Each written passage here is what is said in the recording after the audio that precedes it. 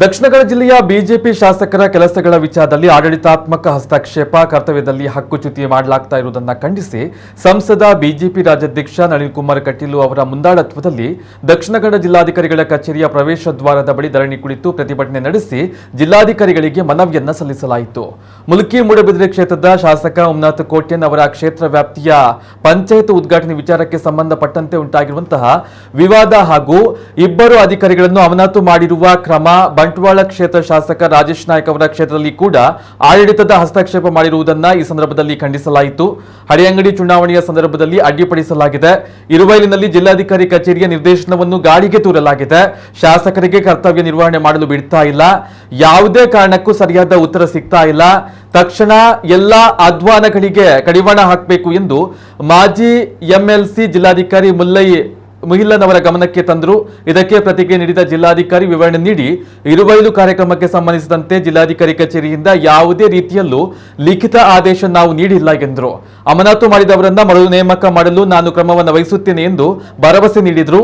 ಧರಣಿಯಲ್ಲಿ BJP ಜಿಲ್ಲಾಧ್ಯಕ್ಷ ಸುದರ್ಶನ್, ಶಾಸಕರಾದ ವೇದವ್ಯಾಸ್ ಕಾಮತ್, ಉಮ್ನಾಥ್ ಕೋಟ್ಯನ್, ಹರೀಶ್ ಪೂಂಜಾ, ಭರತ್ ಶೆಟ್ಟಿ, ಭಗೀರಥಿ ಮುರುಳ್ಯ, ರಾಜೇಶ್ ನಾಯಕ್ ಸೇರಿದಂತೆ ಹಲವು ಮಂದಿ ಬಿಜೆಪಿ ನಾಯಕರು ಉಪಸ್ಥಿತರಿದ್ದರು. ಧರಣಿಯ ಬಳಿಕ ಪ್ರತಿಕ್ರಿಯೆ ನೀಡಿದಂತಹ ರಾಜ್ಯಾಧ್ಯಕ್ಷ ನಳಿನ್ ಕುಮಾರ್ ಕಟೀಲ್, ಸಿದ್ದರಾಮಯ್ಯ ಸರ್ಕಾರ ಅಧಿಕಾರಕ್ಕೆ ಬಂದ ಬಳಿಕ ದ್ವೇಷದ ರಾಜಕಾರಣ ಆರಂಭವಾಗಿದೆ. ಇದರ ಪರಿಣಾಮ ವಿರೋಧ ಪಕ್ಷದ ಶಾಸಕರ ಹಕ್ಕುಗಳನ್ನ ಚ್ಯುತಿ ಮಾಡಲಾಗ್ತಾ ಇದೆ. ಪಕ್ಷದ ನಾಯಕರ ಮಾತುಗಳನ್ನ ಕೇಳಿ ಅಧಿಕಾರಿಗಳ ಮೇಲೆ ಒತ್ತಡ ಹಾಕಿ ದಕ್ಷಿಣ ಕನ್ನಡ ಜಿಲ್ಲೆಯಲ್ಲಿ 2-3 ಘಟನೆಗಳಲ್ಲಿ ಇದು ಕಂಡು ಬಂದಿದೆ.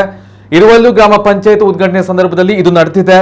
ಕೇವಲ ಇದಷ್ಟೇ ಅಲ್ಲದೆ ಬಂಟ್ವಾಳ ಕ್ಷೇತ್ರದಲ್ಲೂ ಇಂತಹ ಘಟನೆ ನಡೆದಿದೆ ಎಂದು ದೂರಿದ್ರು. ಮುಂದಿನ ದಿನಗಳಲ್ಲಿ ಇಂತಹ ಘಟನೆಗಳು ಮರುಕಳಿಸದಂತೆ ಜಿಲ್ಲಾಧಿಕಾರಿಗಳು ಕ್ರಮವನ್ನು ವಹಿಸುವಂತೆ ನಾವು ಒತ್ತಡವನ್ನು ಹಾಕಿದ್ದೇವೆ ಎಂದರು. ಸಹ ನಮ್ಮಿಂದ ಆಗಿಲ್ಲ, ಅದು ನಾನು ನಿಮಗೆ ತಿಳಿಸಲಿಕ್ಕೆ ಬಯಸ್ತೇನೆ. ಬಿಕಾಸ್ ನಿನ್ನೆ ರಾತ್ರಿ ತನಕ ನಾನು ಪ್ರಯತ್ನ ಪಟ್ಟಿದ್ದೀನಿ, ಲಿಖಿತವಾಗಿಯೂ ಕೊಟ್ಟಿದ್ದೀನಿ. ನಾವು ಹೇಳಿಲ್ಲ, ಯಾರಿಗೂ ನಾವು ಹೇಳಿಲ್ಲ ಸರ್. ಅವರು ಗ್ರಾಮ ಪಂಚಾಯತಿಯಿಂದ ಮಾಡಿದ ಸರ್, ನಮ್ಮ ಇದನ್ನ ನಾನು ಹೇಳ್ತಾ ಇದ್ದೀನಿ. ಬಿಕಾಸ್ ಜಿಲ್ಲಾಧಿಕಾರಿ ಅಂತ ನೀವು ಪ್ರತ್ಯೇಕವಾಗಿ ಹೇಳಿರೋದ್ರಿಂದ ಅದಕ್ಕೆ ನಾನು ಉತ್ತರ ಕೊಡಬೇಕಾಗಿರೋ ನನ್ನ ಜವಾಬ್ದಾರಿ. ತಾವು ಅಲ್ಲಿ ತಾವು ಅದನ್ನು ರೈಸ್ ಮಾಡಿರೋದ್ರಿಂದ ಅದನ್ನು ನಾನು ಉತ್ತರ ಕೊಡಬೇಕಾಗುತ್ತೆ. ಅದರಲ್ಲಿ ನಾನು ಹೇಳುವಂಥದ್ದು, ಜಿಲ್ಲಾಧಿಕಾರಿ ಕಚೇರಿಯಿಂದ ಈ ಒಂದು ಇರುವೈಲಾಗಲಿ 20 ಎರಡರಲ್ಲೂ ಯಾವುದೇ ರೀತಿಯಲ್ಲಿ ಅಪ್ರೂವಲ್ ಅಂತ ಆಗಿಲ್ಲ.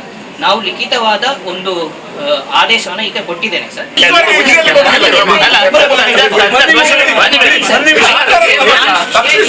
ಸರ್, ನಾನು ತಪ್ಪಿಸ್ತಾ ಇಲ್ಲ.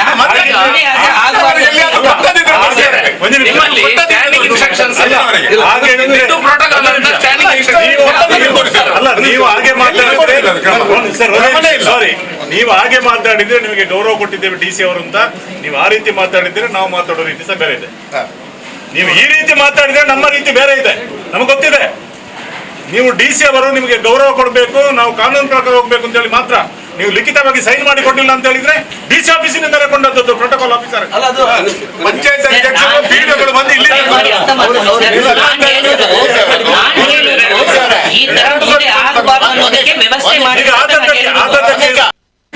ಸಿದ್ದರಾಮಯ್ಯ ನೇತೃತ್ವದ ಕಾಂಗ್ರೆಸ್ ಸರ್ಕಾರ ಬಂದ ಮೇಲೆ ಒಂದು ಹಂತದಲ್ಲಿ ದ್ವೇಷದ ರಾಜಕಾರಣಗಳು ಪ್ರಾರಂಭ ಆಗಿದ್ದಾವೆ. ಇದರ ಪರಿಣಾಮ ಏನಾಗಿದೆ ಹೇಳಿದರೆ, ವಿರೋಧ ಪಕ್ಷದ ಶಾಸಕರ ಹಕ್ಕುಗಳನ್ನು ಚ್ಯುತಿ ಮಾಡತಕ್ಕಂಥದ್ದು, ಅವರ ಅಧಿಕಾರ ವ್ಯಾಪ್ತಿಯನ್ನು ನಿಲ್ಲಿಸತಕ್ಕಂಥ ಪ್ರಯತ್ನಗಳ ಅಧಿಕಾರಿಗಳ ಮುಖಾಂತರ ಈ ಸರ್ಕಾರ ಮಾಡ್ತಾ ಇದೆ. ಅದರಲ್ಲೂ ಒಂದು ಪಾರ್ಟಿಯ ತುಂಡು ನಾಯಕರುಗಳ ಮಾತುಗಳನ್ನು ಕೇಳಿಕೊಂಡು ಅಧಿಕಾರಿಗಳ ಮೇಲೆ ಒತ್ತಡವನ್ನು ಹಾಕಿ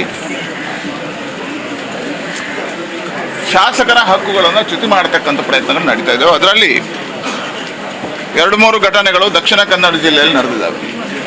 ಹೇಳಿದ್ರೆ ಒಂದು ಭಯವನ್ನು ಸೃಷ್ಟಿ ಮಾಡತಕ್ಕಂಥ, ಶಾಸಕರ ಅಧಿಕಾರವನ್ನು ಮೊಟಕುಗೊಳಿಸ್ತಕ್ಕಂಥ ಕೆಲಸವನ್ನು ಇವತ್ತು ಈ ಸರ್ಕಾರ ಮಾಡ್ತದೆ.